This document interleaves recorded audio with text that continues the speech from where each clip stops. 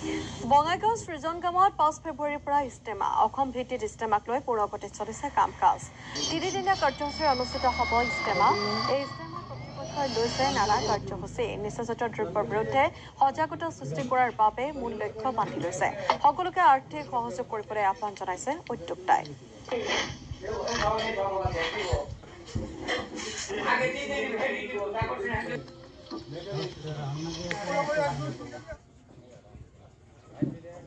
আৰক্ষণ জিলা সামৰিক কুকিলাত যি ইষ্টেমা হ'ব এই ইষ্টেমাত কামখিনি পূৰ্ণগতিত চলি আছে আৰু এই ইষ্টেমা অৰ্থাৎ ইছলাম ধৰ্মৰ যিটো শান্তি সেই শান্তিটো বাতাবৰণ সৃষ্টি হৈ আছে আৰু বিভিন্ন সম্প্ৰদায়ৰ মাজত কেনেকৈ ভাতৃত্ববোধ সৃষ্টি কৰিব পাৰি আৰু বিশেষকৈ আমাৰ ইষ্টেমাতলিৰ পৰা এটা বস্তু আমি মেছেজ দিব খুজিছোঁ, সেইটো হ'ল ড্ৰাগছৰ বিৰুদ্ধে যিটো যুৱ প্ৰজন্মই আকৰ্ষিত হৈছে।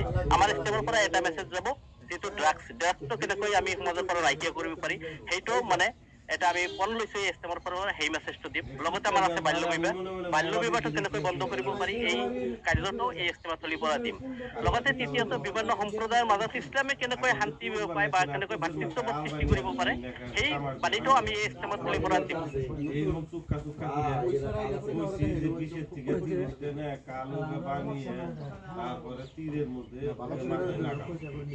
লাগিয়ে